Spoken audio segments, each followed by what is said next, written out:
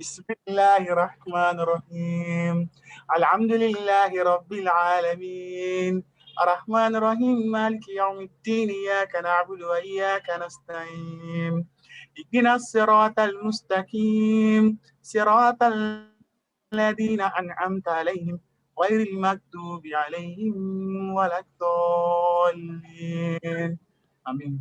Thank you very much for that. Assalamu alaikum wa rahmatullahi wa barakatuh, everyone. Thank you for joining us again today for yet another exciting Micah Nigeria event. Here at Micah Nigeria, our vision is to see Muslims return to the state of Islamic excellence. Some of the programs we deliver include, but are not limited to, feeding the soul, creating a safe space, economic development, leadership and competency, capacity building, encouraging positive social interaction, and promoting a passion for the deen. You can become a member of Micah Nigeria by completing a membership form, and we also urge you to kindly subscribe to our YouTube channel at Micah Nigeria Lagos to catch up with any events you may have missed. So for more information about becoming a member of the organization, please check the chat box. We will be posting information in there throughout the course of today's lecture. As a reminder, questions will be taken from the chat box. So you can either put your question in the chat box or use the Q&A function, and we'll aim to deal with these either during the course of the actual lecture or during an allocated time towards the end for Q&A. So as a reminder, the theme of this month is Humanity in Action. Last week, we were joined by Sister Ajarat Badar, who spoke to us about the how. How can we actually do good within our societies? Today, we're joined by Hadiza Aliko Mohammed, who will be talking to us about what inspired her to start her own NGO. So Hadiza Aliko Mohammed has a first degree from University of Surrey, a master's from University of Gloucestershire, and she's an associate of the Chartered Insurance UK. She chooses to be a contributor and collaborator to making humanity better by adding value to people and processes she comes across.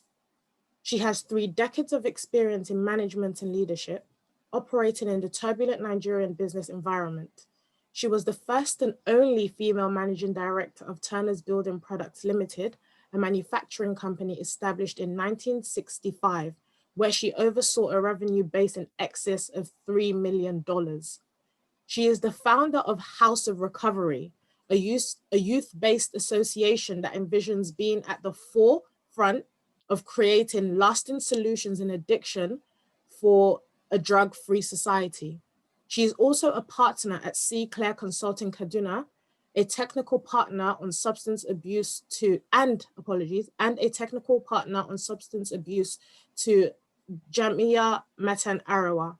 Some notable achievements of Hadiza Aliko Mohammed include being a mother, the first Northern Nigerian woman chartered insurer, mashallah, and the first female non-executive and independent director of Nigerian aviation handling company, Nacho Aviance, from 2013 to 2018.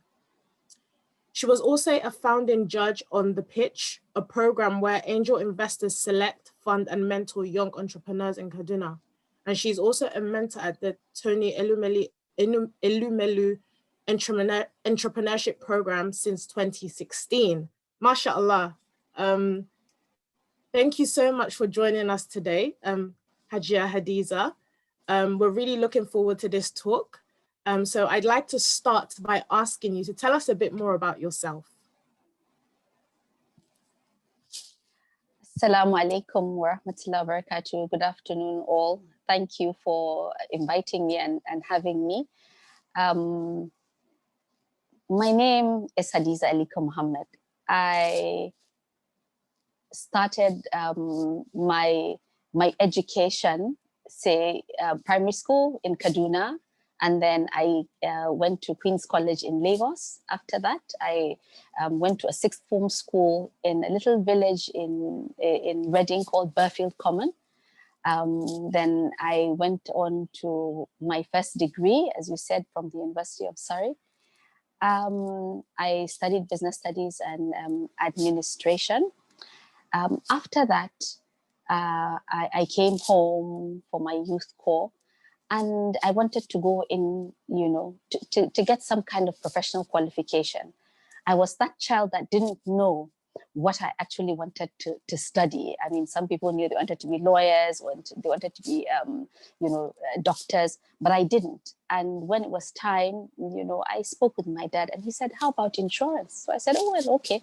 So I went to the Chartered Institute of Insurance, and I passed the exams, and I became an associate of that institute. And I was the first female Northern chartered insurer.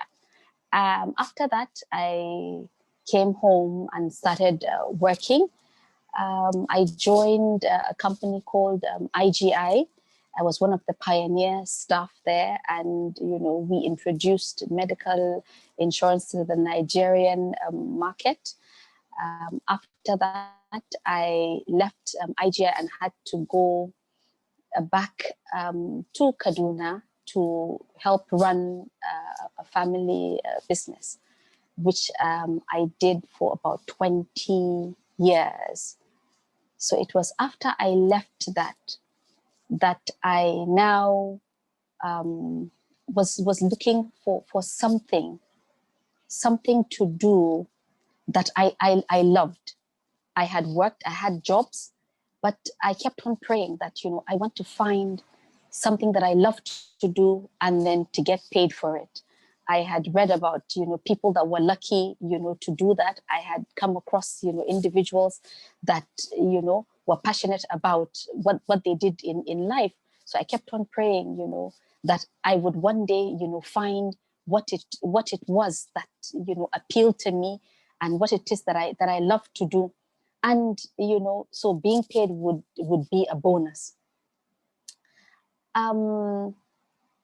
My road to the house of recovery, which it's interesting that today I'm here to speak about, that, not even, the jobs that I've had for decades, but, about something that, that for me has been designed to happen, in this way.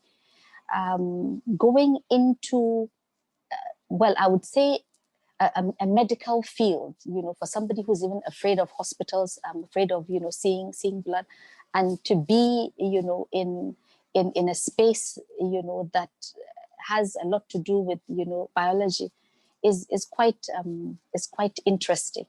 So for me, House of Recovery was born out of, I would say, fear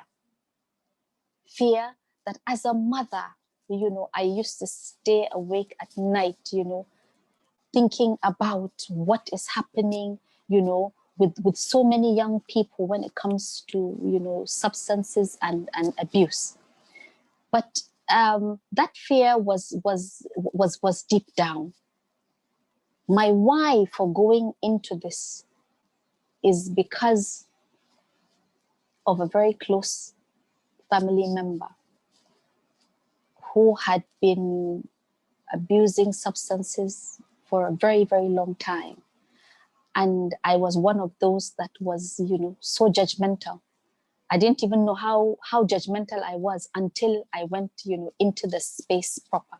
So I was one of those that, was intolerant about people that were using substances. I was, one of those that was very angry with them. I felt that, people that abuse substances, were very selfish, very, very selfish people.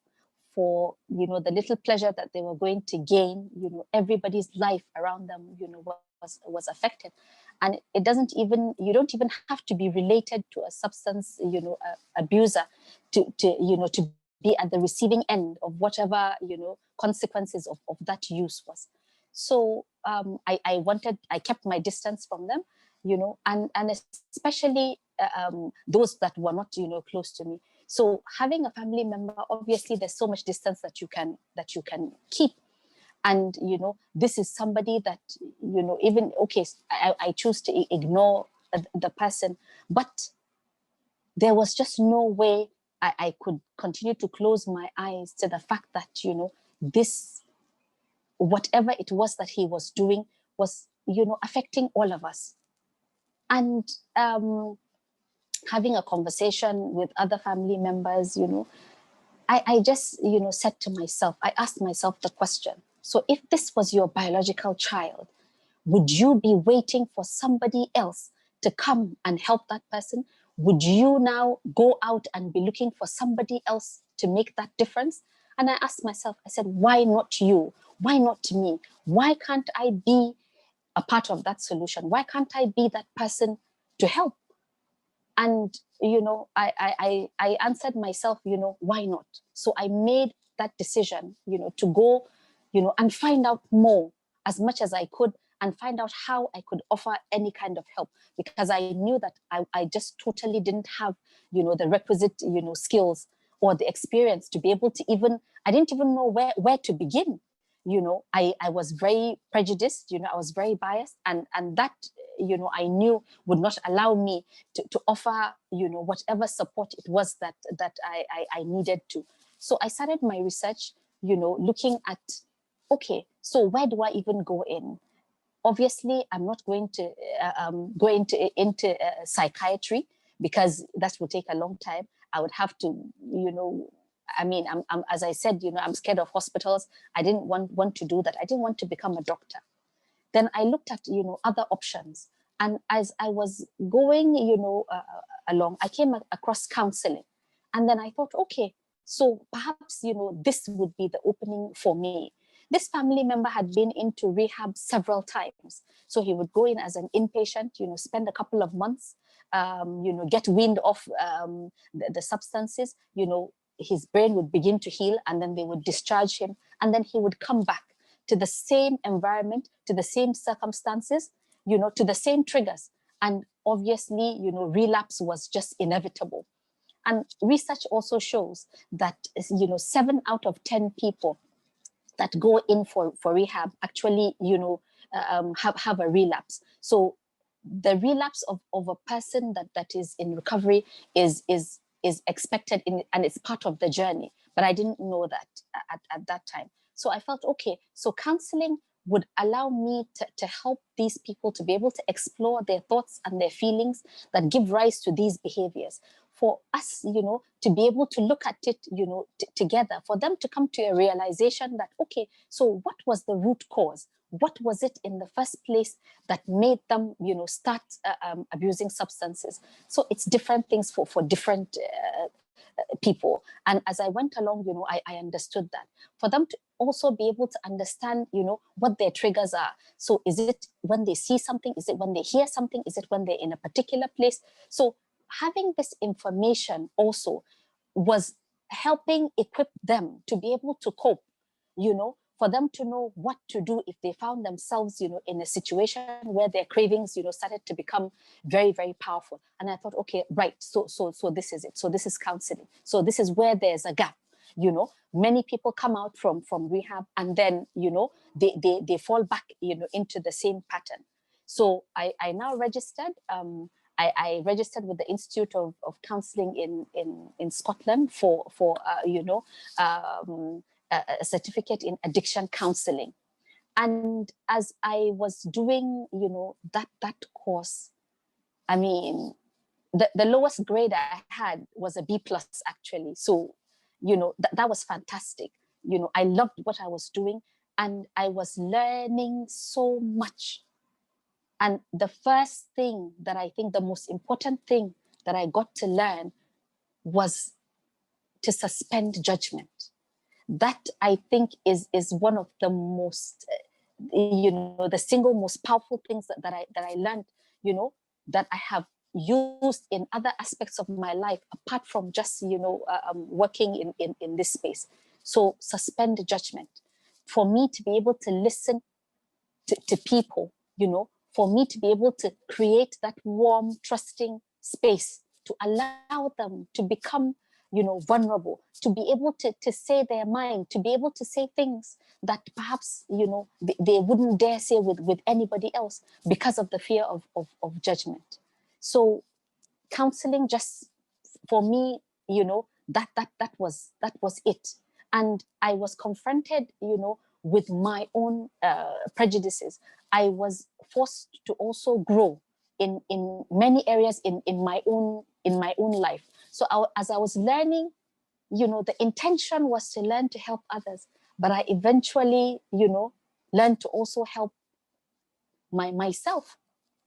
So that was great.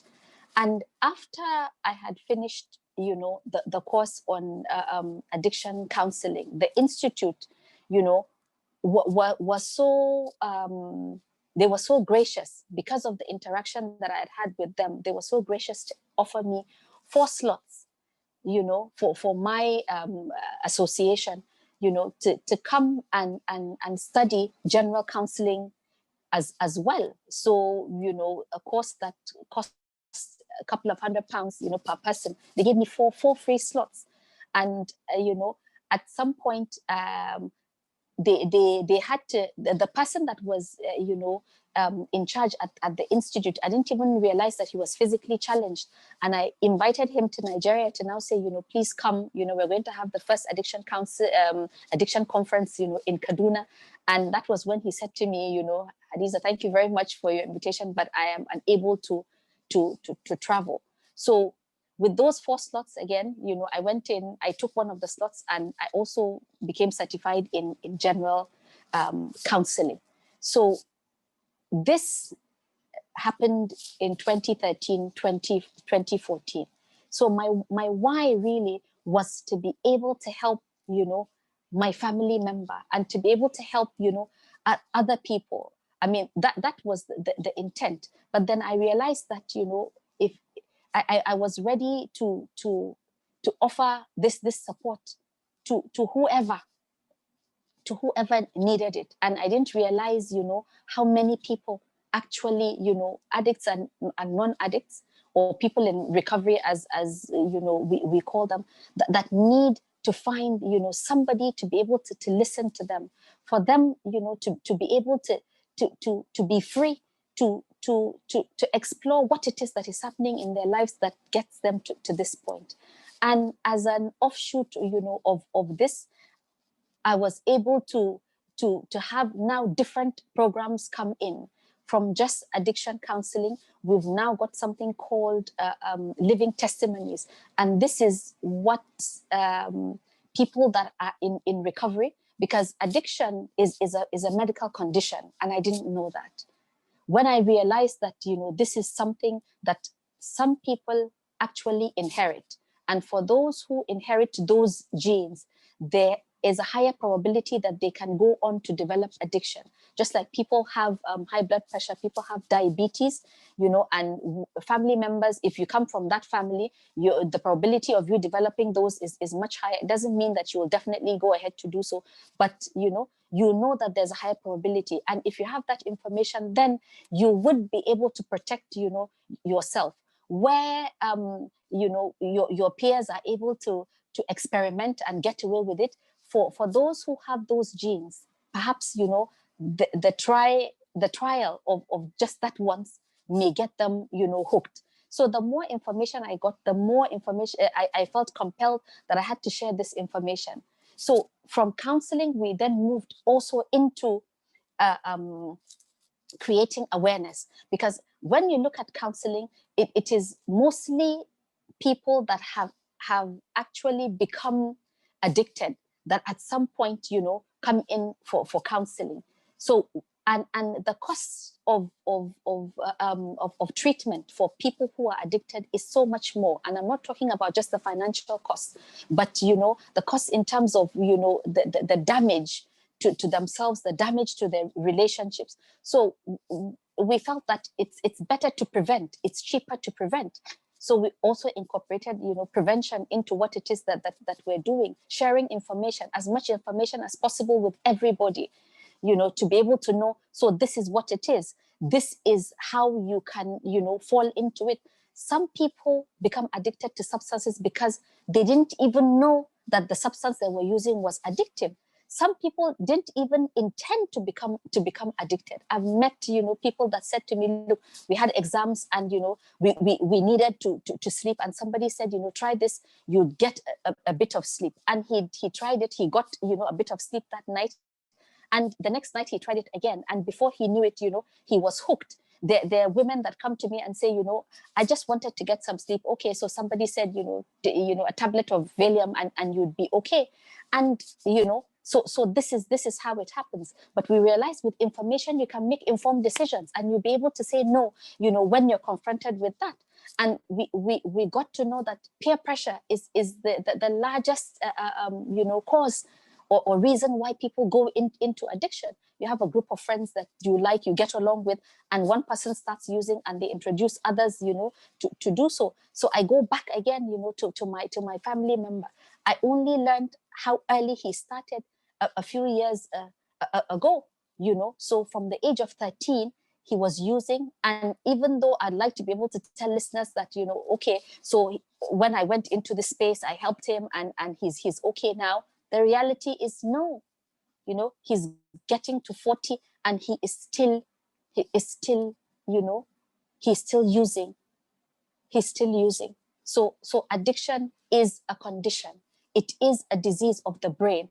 And if we don't catch it, you know, early enough, then for some people, it's unfortunate, you know, they go through life, the whole of their lives, you know, like that. So the more I see this, the more I feel, you know, that it's a responsibility. All of us can't be in the space, but some of us have to take up that call and go into that space and make that difference. Even if it is one person that we can get off, you know, using substances, for me, that is, you know, that is success. And if we can get information to people early enough so that they don't even start, that is even greater.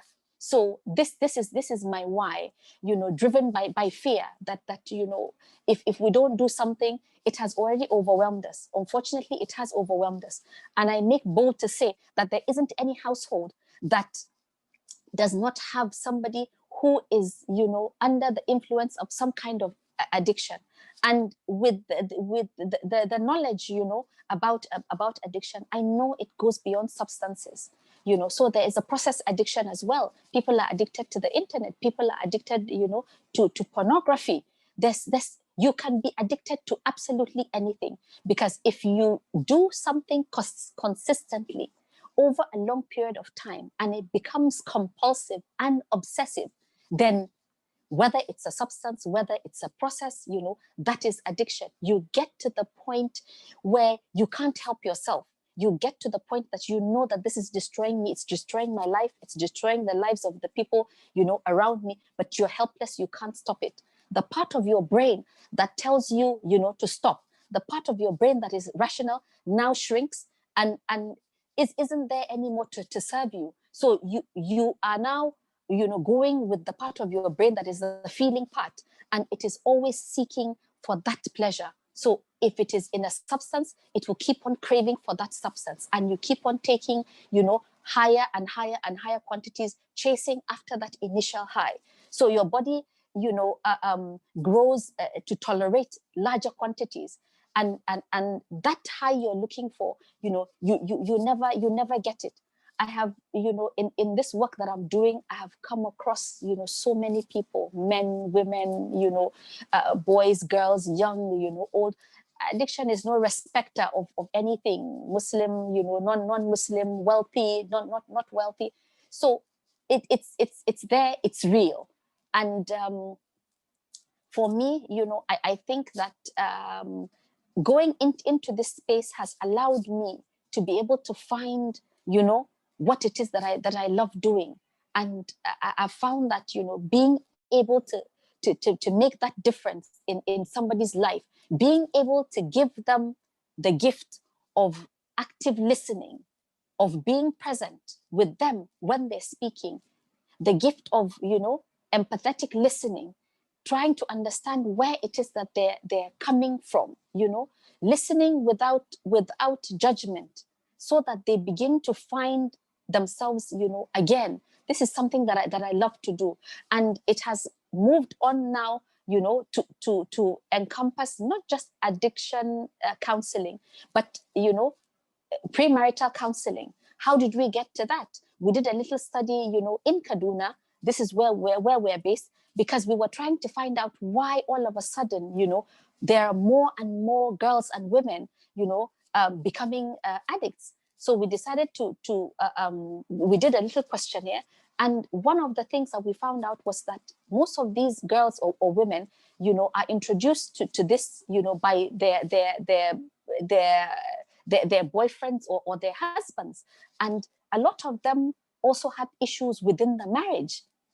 So we thought, okay, so since we're looking at root causes, the best thing to do would now be to go back to before they even get married. So what are these issues? Perhaps, you know, premarital counseling is something that is very prevalent in other areas of Nigeria. But in northern Nigeria, really, we don't have, and especially within the Muslim community, we don't have, you know, organized programs like that. So we started doing that as a root cause of attacking root causes of substance abuse. So because we came across, you know, cases where it was the children that were, you know, trying to help their mothers cope with, you know, lives within the family setting that was so bad, that introduced, you know, the mothers to substances. Oh, mama, take this, you know, so that you can have a break. So, you know, and apart from that, we also found that parenting, you know, bad parenting, you know, parents not being present, parents not having boundaries, parents enabling. Parents didn't even realize that they were enabling, you know, their children to become addicts. So parenting was also another root cause. So we now have, you know, programs that talk to parents about, you know, their children. How do they even get to know these children? How to set boundaries, how to, you know, come up with guidelines in their homes, and how parents themselves have to live with integrity in order to be able to do this. So for me, you know, this has been rewarding. I believe that, you know, Allah has been good to use me as an instrument, you know, to do good. I call myself the privileged one, because it is a privilege, even though, you know, I hear a lot, you know, I hear a lot of, you know, disturbing things, and I had to learn to leave all that information, you know, at work, so that I wouldn't take it home. But, you know, the fact that when, you know, I finish sessions with people and they get up and say to me, you know, I feel lighter. For me, you know, I think that, you know, that is a true blessing for me to be able to have offered that kind of support, you know, to somebody, to make them feel lighter than when they walked in, you know, an hour before. So Alhamdulillah. Perhaps I will stop here, and you know, instead of going on. No, please go ahead. If you've got more. Firstly, thank you for taking us on this journey, and I pray that Allah does and bless you and your team for all your efforts. The work you're doing is amazing. Please go ahead. Please keep going. Okay, so and sometimes, you know, in life, I don't believe in coincidences. You know, I don't believe in that. I believe that there's a divine plan, that whatever we see that, you know, unfolds, you know, this is something that Allah has planned, you know, for us. As I said, you know, as a child, I didn't even know what I wanted to study. So the last thing, you know, I never thought I would become, you know, a counselor in my life. But here I am. You know, here I am. All I know is that at some point I prayed about it, that, you know, I wanted to be used as an instrument of good.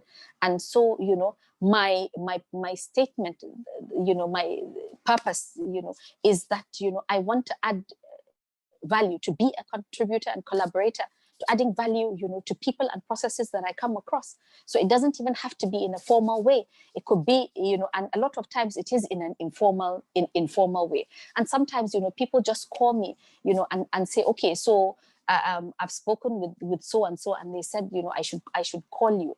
So I find, you know, people reach out to me, and Alhamdulillah, I think, you know, that this is all the blessing. And, you know, I had to also going in for counseling, you know, I had to also understand the difference between, when they say give good counsel, so that is giving people advice, telling them what to do, and the actual, counseling proper. This is where you don't tell people what to do. You don't. What you do is that you ask them questions.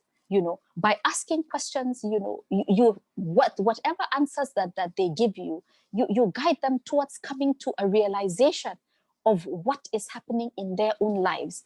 And it is better, for a person to do that, as opposed to you saying to them, do this, or do that. I have friends that, come and say to me, okay, so Hadiza, this is the problem. And I ask them, so do you want me to wear my counselor hat or to wear my friend hat? Because I say they're different. And when they ask me, I ask them even more questions. And sometimes they now say to me before they even start, okay, I don't want you to ask me any more questions, but just answer this, for me. And I say, I can't answer those questions until I ask more questions so that I understand it. And so that, if I understand it better, I'm able to help you to understand it, better. And it doesn't always work out. Many people are in denial, and this is one of the greatest problems we have in this space. There is denial, there's stigma, and a lot of people, don't want to come out and admit that they themselves, have a substance abuse issue. Family members also try to hide it, and this is where I say, parents enable it. So sometimes, mothers, because they're closer to their children, sometimes they get to find out. Sometimes we suspect, because we know that there's something wrong. We can't quite put our finger on it, but we know that the child is not quite as he or she is. And then when we even find out, we hide it from fathers. So instead of bringing it out, and also in polygamous settings, you don't want to say there's something wrong with your child, because you don't want the other mothers to laugh at you or to look down, and so we keep on hiding it. And then it becomes a bigger and bigger and bigger problem, until the day he locks you up all in the room, and he's beating everybody up because he can't find anything he can steal or she can steal, to go and support their habit. So I say to people, I remember in 1984, an advert that came up in, I was a student in England then. HIV had just started, and there was an advert that showed the tip of an iceberg and said, this, what you're seeing now in terms of HIV is the tip. And they, zoomed in at the bottom, and they said, this is what the real problem is. And, they said, all of you watching this advert, in the next 20 years, you would have known somebody who would have died from HIV. And I was like, okay, this is Oimbo, it has nothing to do with us. But everybody, got up, and there was so much information, we were bombarded with information. And now there are people living, they're HIV positive, but they're living, successfully. They're getting married, they're working, they're members, active and, productive, functional members of society. And why? Because the stigma was removed. We got information. Okay, you can't contact it this way, be careful.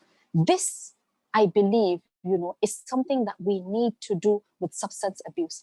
There's so much, that we're covering up. There's so much. UNODC, the latest report, they have, it says 14 million, Nigerians. Perhaps it's more.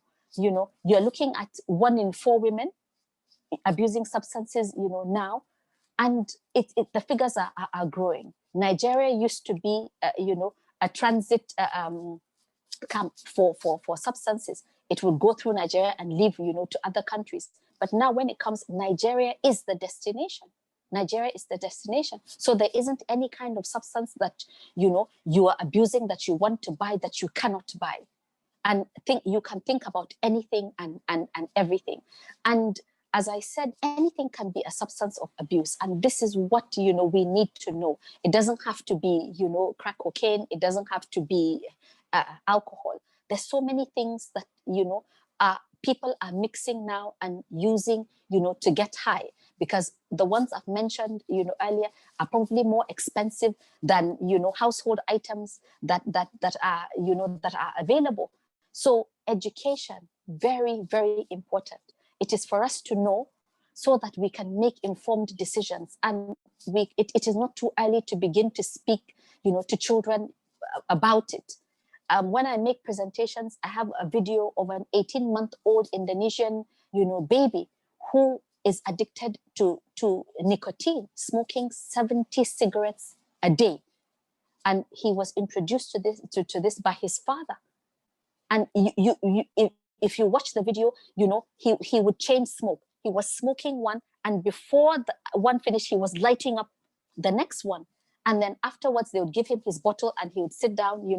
So it is not too early to speak, with children about it. You give them information that is age appropriate, so that when they are confronted with this, they can be able to say no, so that they can even understand that this is something that is a disease. This is something that attacks, my brain first and foremost. But apart from that, it can also attack all over, my body. So information. This is what is important, for us to inform ourselves and to share that information with as many people, as possible, so that we can cut down on the stigma and that judgment, that I had in saying, these people are selfish just because they're chasing a high. I got to understand that, yes, perhaps that first time that they try it, yes, they are in control. They took the decision to try something. But then when it becomes a compulsion, they do not have the power to choose. It is more powerful than them. That is why they can rape. That is why they can kill. That is why they can steal. That is why they can, kidnap. That is why they can do anything, to be able to get, money to buy a fix. One of the counselors that I work with, is a recovering addict. And when we say we say that they're in recovery because, like other medical conditions, you never get well. You're never cured of it. But you can learn to live with it, just as people learn to live with diabetes. All you need to do is to change your lifestyle, and you can become functional and productive. So this gentleman, had also been abusing substances for a long time. He was lucky, his family stepped in and they took him in, for rehab. And, he's been in recovery now close to I would say close to 15 years. And when he came out, he decided to also become, a counselor. And this is what he's doing, now. He's a life coach, and a substance abuse counselor. So he told me of a story that, in the days that he used to abuse his uncle, I'm sharing this story with you because he's shared it with the public before. And his uncle gave him, a car to now say, okay, so please go and fill up, the tank. When he was given the money and the car, he didn't show up until a couple of days later without the car. He had sold the car, he had purchased substances, and he used up all the substances before he came back, to the house. So it's not a rational thing. And, he also said to me, he said, you get to a point where the addiction is so powerful that you use because you have to use, not because there's any kind of pleasure in that. So the more I hear, that, the more, it's like, Alhamdulillah, Alhamdulillah, Alhamdulillah, Allah has not tested one, with that. And it is a responsibility so that you teach others so that they also don't even start. And for those that have started, is there any way that, we can help them, to get off that wagon, to get off, to get back their lives and to do something, worthwhile with it. So for me, Alhamdulillah, I think this is my form of da'wah. I'm not a scholar, but I get to share with people how they can get better, and to tell them that there is hope. And interestingly, researching about coping methods, for all of us, the first thing is to have faith. It says have faith. So, there is something, and even in the 12 steps for Alcoholics Anonymous, it says, you have to believe in your own God of understanding. So that means that, that's something, something out there that is bigger than us, that has our back to have faith that, you know, no matter how bad things are, you know, even if you hit that rock bottom, somebody said he put the rock at the bottom, so he knows, you know, his knowledge encompasses everything. So having faith in that being, whoever that being is, you know, for different people. For me, it's Allah. For Muslims, it's Allah.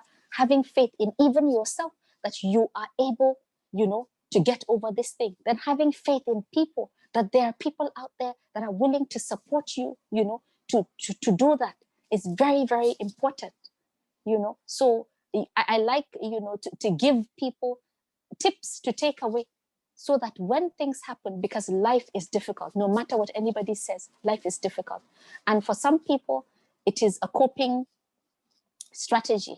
Doing drugs is a coping strategy. You know, for some people, as I said, they go into it just for the fun of it, out of boredom, you know, out of curiosity. Some just think, so what's the big deal? You know, let me try. Peer pressure, you know. But a lot of people, you know, do this because they want to just give themselves some respite from some difficulty in life. And from that respite, it now becomes the biggest problem, and they can't get a respite from it. So very, very important. First coping skill, have faith. Have faith in Allah. Have faith in your own God of understanding. Have faith in yourself. Have faith in people that are around you, you know. Then self-care, practice self-care. Please be kind to yourself. We're not kind people to ourselves, you know. That self-talk that we have 24 hours, you know, in a day, sometimes we say the meanest things, you know, to ourselves, things that we wouldn't even say to other people. We call ourselves, you know, names, you know, we put ourselves down, and we are so critical. So it is important. One of the coping skills is to be kind, you know, to yourself. Speak kindly to yourself. Treat yourself, you know, kindly. Perhaps is to step outside yourself. Don't think of yourself as me, but think of yourself, you know, as my best friend. How would I treat my best friend? What would I say to my best friend if she came to me or he came to me and said, you know, okay, I've made this mistake, you know, in life? What would you say to that person? And apply it, you know, you know, to yourself. And then, you know, you also have to go out there and seek for help, for professional help. If you're not even sure whether you need it or not, you know, just ask. If you don't need it, they'll tell you you don't. But if you do, at least, you know, you've got it. Okay, perhaps they might have questions. Thank you so much again for sharing that. Just following on from everything you've said, like, if you don't mind, can you share some of the challenges that you would say you faced in establishing House of Recovery, and just generally in sort of your encounters with people that have used the service, etc.? Okay, so first of all, you know, trying to get people that wanted to go into the space, you know, with me. Then registering it. What was I going to register? You know, it's a youth-based association, or, you know, do I want an NGO? So I decided to, you know, to go in for a youth-based association. And with such community-based associations, obviously, you know, one of the main issues that, especially in this space, is the fact that people don't want to come out. People don't even want to come out and ask for help because of, you know, of that culture of silence. Because there's a culture of silence that says, you know, we don't talk about this, you know, you don't even go and say, you know, I have a problem. So that's one of the things. Denial. We're there, we want to do the work, but, you know, people reluctantly, you know, come to you. Sometimes, you know, they're forced to do so, or sometimes it's when it gets, you know, so bad that and they don't have anywhere to turn, then, you know, they come to you. Then you also have an issue of funding as well. You want to have so many programs, you know, awareness programs, you know, you want to just, you know, reach out to as many people as possible, So a lot of that, costs money. We're lucky in that we have, people that volunteer. We don't have many people, I would say we have less than, 10 people that are, permanent staff of House of Recovery. We have more volunteers. So when we're going to do programs, people that are interested in what we do, actually come there, and then we now recruit, our children, to come and be a part of, those programs. So, as I said, there's a lot of stigma. So that's also, that's also the challenge. We could do a lot more, but for people, it's like, they'd rather not come out and say, so this is it. I am in need of help. And if people don't come to you, one thing with counseling is that people have to be willing, because if they're not willing, then they're not committed to the process. So it's in trying to get that information, out. So these are some of the challenges that we have.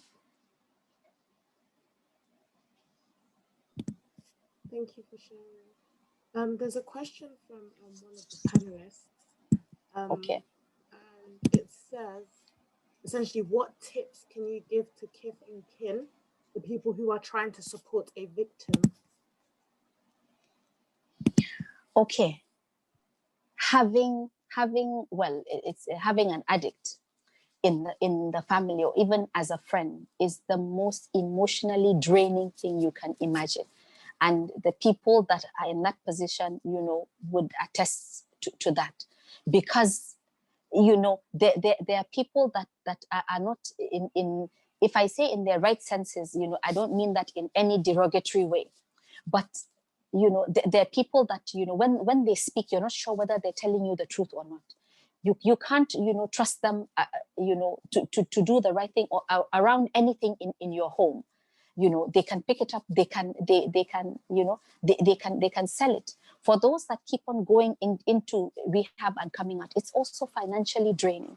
So we had a program, a couple of months ago with a lady, who is, an inspiration as far as I'm concerned. She's also in recovery. So recovery means that she stopped using substances for a while. She's now married, and she's just had her baby. And we had her father on that program. And, he said, all they need is for you to just be able to love them above and beyond the disease. It's very difficult. I'm saying this to you because I have lived it and I am living it. As I said to you, my family member still, is abusing substances. And sometimes, it is difficult. It is very, very difficult, when you see them, damaging themselves and damaging everybody. But what he said to us, what her father said to us was, you have to be patient. And that well of patience cannot run out. And even she herself said, you have to, keep on loving that person. She says, you don't know at what point would be the turning point. And, so it is just to be able to consistently remember that this is a disease. And even when you feel like giving up, and even when you do give up, because we give up at some point, that you go back again to seeing, how can you help this person? But it becomes doubly difficult when the person doesn't want to help themselves. And you have cases like that. They're not willing. They're not willing to go in for treatment. They're not willing to give up that life. So, that now is difficult. But it's to be there for them as much as possible, but not there in a way that enables them. So be careful that in loving them, you don't enable them. And enabling a person means, blocking them or shielding them from feeling the consequences of their own actions. So you have to allow people to feel the consequences of their actions so that they learn from it. But if you enable, that means you protect them from it. They never know. So, and a behavior that is rewarded keeps being repeated. So you have to be careful, about that. And sometimes you can't do it on your own. You need professional assistance. So please, get professional help for them as well. Jazakallah khair for that advice. There's actually another question. I'll read it out in full. I think you've kind of addressed some of what the person's asking, but I'll read it out anyway in case you have anything to add. So, Assalamu Okay. alaikum, very insightful. 2 questions. How can you tell if your loved one is addicted? How can one help a loved one who is addicted? Also, as a society, how can we help the situation? The figures are alarming and saddening. Yeah. I can repeat Yes. if you want me. Wa alaikum assalam. Okay, so I'll take the first one first. How can you tell if your loved one is addicted? Okay, so if it's your loved one, then that means that you know them, you know them well enough under normal circumstances that you can begin to tell when things are going wrong. So some of the symptoms, it doesn't mean that because these symptoms are present that the person is definitely abusing substances, but these are red flags that you should follow up on. So you have physical symptoms, you have behavioral symptoms as well. So some of the physical symptoms that you would see would be weight loss. Some substances that they abuse, sometimes it depresses their appetite, so they don't eat as much. Then you would begin to see that they don't care too much about their physical appearances. They don't care. They look rough, and it doesn't bother. They don't even think about it anyway. Then you would see, sometimes if they're ingesting something through the mouth, so you would see it, their lips, you could even see the tongue if it's a different color. There's some of these cheap Chinese sweets that children eat, and sometimes it leaves the color on their tongue. So certain substances that they lick as well, you can see it on the tongue. If you see the eyes, they're bloodshot. If you see fingertips, sometimes they're dark, if they're smoking. So if they're walking, sometimes they don't walk properly. They don't lift up one foot after the other. They're kind of shuffling. Yes? That makes sense. Okay, so these are some of the physical symptoms. Then behavioral symptoms, they're always argumentative. They're always, bringing in drugs into the conversation, even if, it has nothing to do, with drugs. They're always blaming, other people for their circumstances or what's happening to them. They don't take responsibility, for that.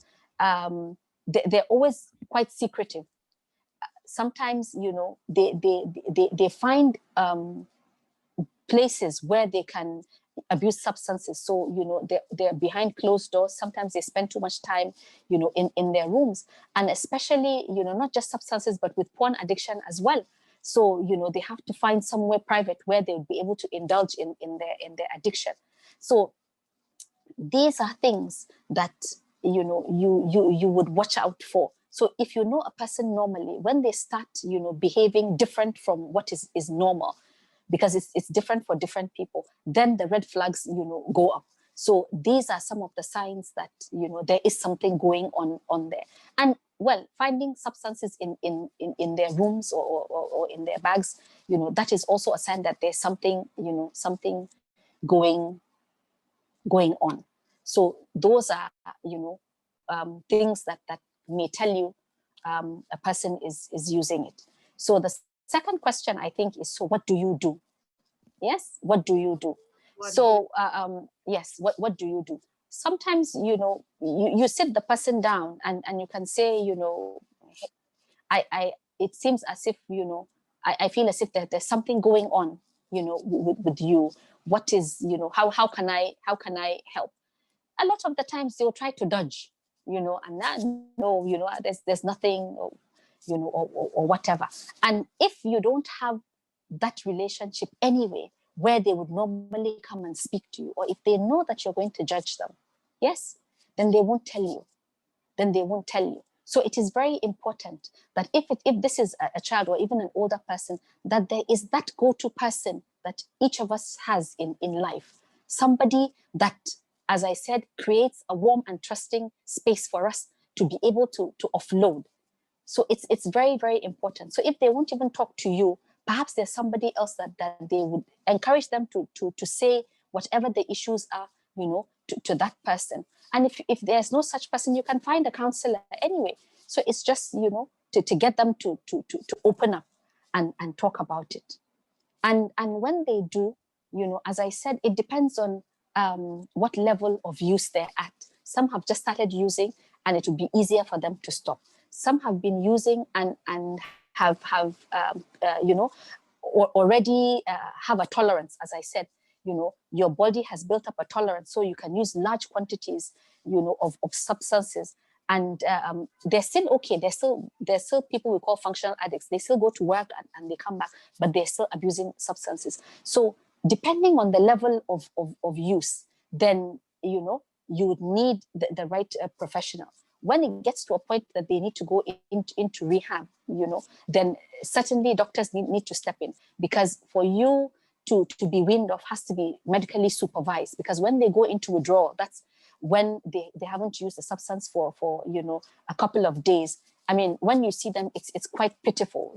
They're in such agonizing pain, and this is not something that can happen at home. So they need medical supervision. But some, perhaps counseling can help if they've just started using. But going into counseling, when you're under the influence is not, at that point in time, is not as effective as going in for proper rehab, where you stop using for a period of time to allow your brain to heal and allow you to think better. So seeking professional help is important. Thank you. And then to look also to look also within the environment what it is that is happening, because a lot can be happening in a home that a lot of the times we choose to be blind to. Incidentally, I'm reading a book called Willful Blindness, and we are all willfully blind to things that we don't want to see. We've been blessed with a gut instinct, that tells you something isn't, and when it tells you something isn't quite right, please follow up, on that and find out, what it is that is wrong. Maybe the home, is a place that is breeding so much, that those in it are turning to drugs, to be able to cope. There's abuse, there could be physical abuse, there could be, psychological abuse, and even living with parents who don't live with integrity. So your father is saying, do one thing, and he's doing, the other. He's saying don't cheat in exams, but he's fraudulent where it is that he works. And a lot of parents are guilty, of being too busy to be in their children's lives. So what we do is that we end up, making so much money available to them to do whatever. And that is where it starts. And sometimes, they have a group of friends that some are using. And if they realize, oh, that person has a lot of money, he now becomes the person who buys, substances, for all of them, because some of these things are very, very, very expensive. So as parents, what are we doing? Too little love can lead to addiction. Too much love can lead to addiction. Too much money can lead to too little money. Anything. As long as, you have to be present. You have to be intentional and deliberate, in your life and in the lives of the people, around you. Okay, so that's number 2. Number 3. The final one, which I think you have kind of covered, is also, as a society, how can we help the situation? Okay, so I think this is, we're doing one of the things, today. Micah has graciously given me a platform, to come and speak about what it is that I do. And I hope that every person that has listened to this, will take away something, from this, and, would make them curious enough to go and find out a little bit more about this. I would love to have more time, to even define what addiction is, to look at the causes, to look at, what we can do, to look at the effects, on the body, in the society, the family. So this, I think, is very important. And, to share what we know with the next person. Oh, this is what I heard, about addiction. This is what I have picked up 2 or 3, coping skills. So let me share with you. Very, very important. You know, so if each of us, you know, decides to educate, you know, ourselves a little bit more, I think that stigma, you know, that is causing that denial would come down, you know, a little bit, so that people can come, you know, people are not ashamed to say, you know, I am diabetic. And incidentally, I've heard, you know, that they found a cure for diabetes. Alhamdulillah. I would like that, you know, a cure would be found too for addiction. And it would be good if somebody would say, you know, look, I am in recovery, or, you know, I have a substance use disorder. And for them to be able to speak about it, because we're not talking about it. And it's like, you know, we don't know much what is happening. So there's so many myths out there that quite misleading.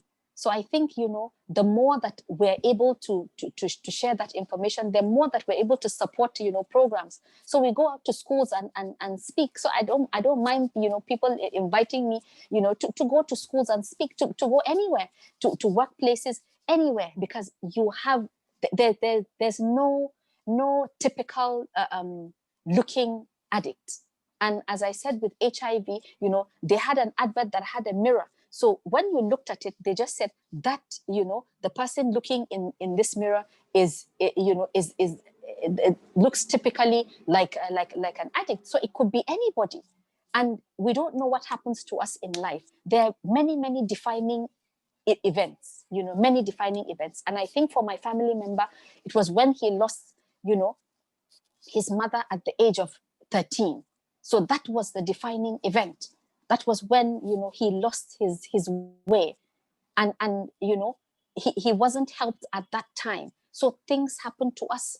Life is difficult. We lose loved ones. We lose jobs. You know, I mean, grieving is also one of the coping mechanisms. And when we say grieve, we don't mean that you have to lose somebody physically, but lose something that is of value, you know, that impacts on you. So grieving is when you allow yourself to feel the emotions that you feel. So many times, you know, you visit people that are bereaved, and you know, they're crying, they're upset, and you get somebody in the corner saying, no, don't cry, you know, it's not good, you know, you shouldn't. It shows as if you're being ungrateful, you know, to Allah. And that's wrong. That's wrong. That is the only way that a person would heal. So you have to feel the emotions that you're feeling. But what it is that you do not have to feel that in excess. So I'll give you an example. You know, I was with a group of people, you know, we're having a seminar, and then one lady said, oh, you know, yesterday something happened to me. I cried, and you know, I overcried. I cried in excess. So the facilitator now said to her, how do you know you cried in excess? She said, I know, you know, because I just overdid it. So it was okay for her to cry. But when you are overdoing it, even you yourself know that this is, you know, going beyond. So it is for you to be able to feel it, but not wallow in it. Because if you wallow in it, then that itself, you know, causes a problem. So grieving is very important. And we grieve for different things. We grieve for different things. We grieve for an end in one stage in our lives.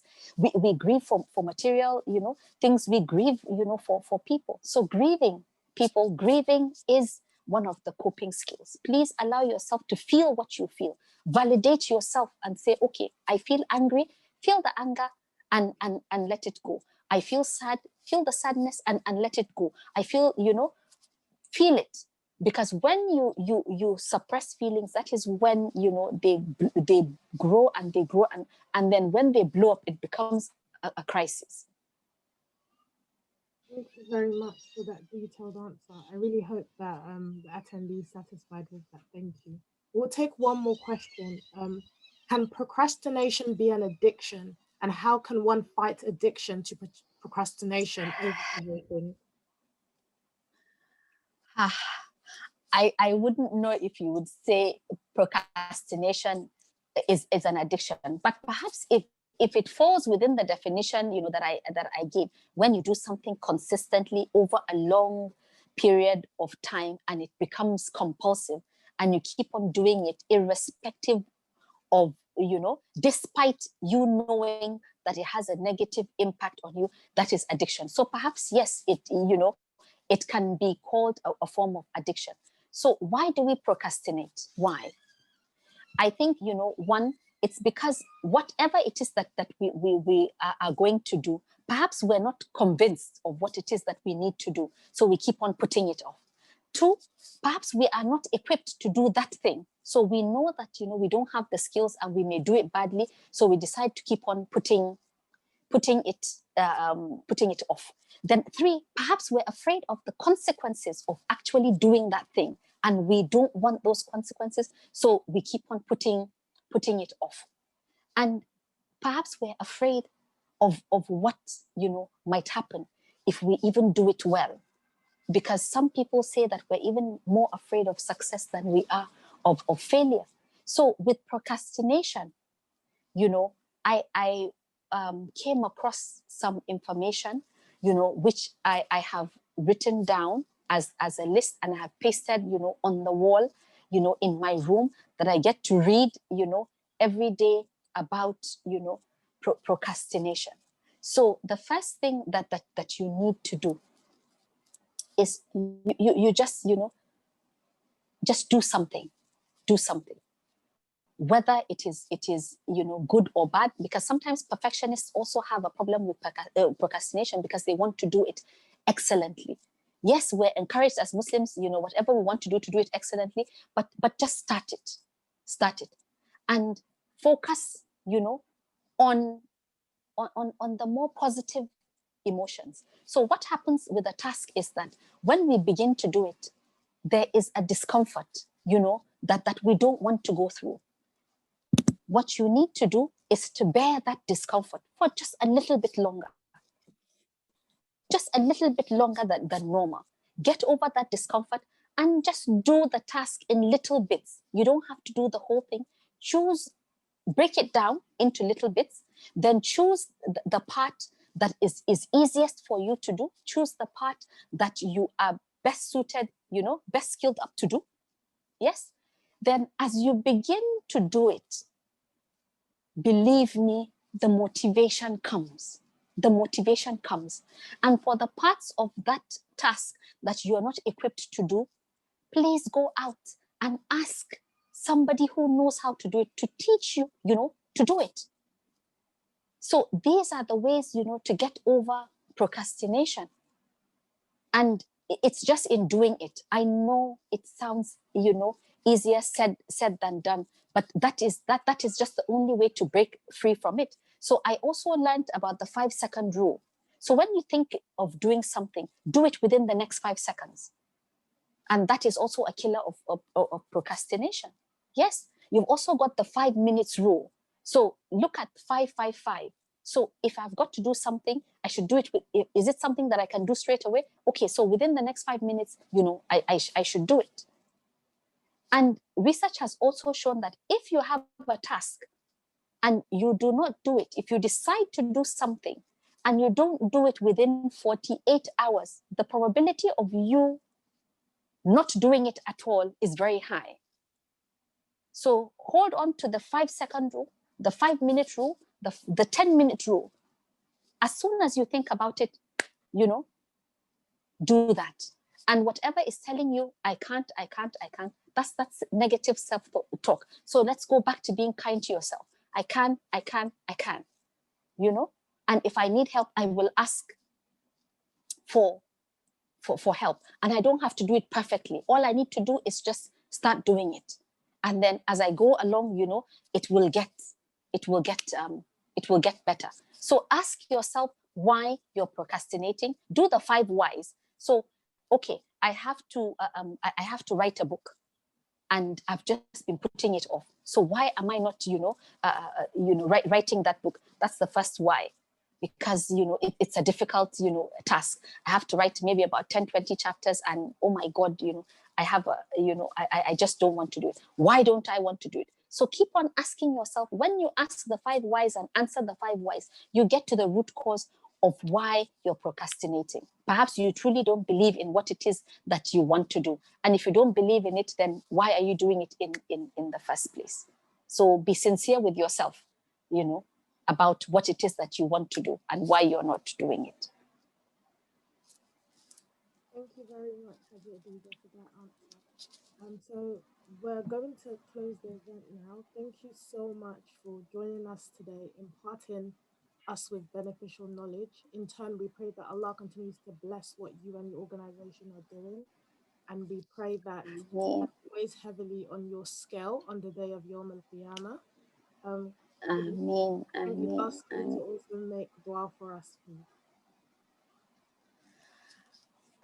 Thank you so much, for giving me this opportunity, and may Allah accept this, from you and from me and all of us.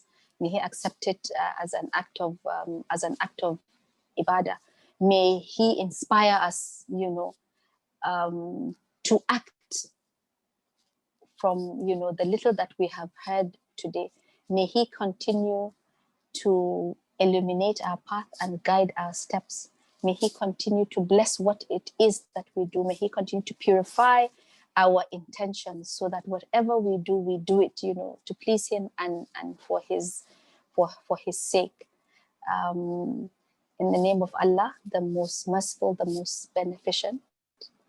All praise is due to Allah, Lord of all the worlds, Master of Day of Judgment. You alone do we worship, and you alone do we seek for help. Guide us onto the right path, the path of those whom you have favored, not of those whom you have angered, have gone astray.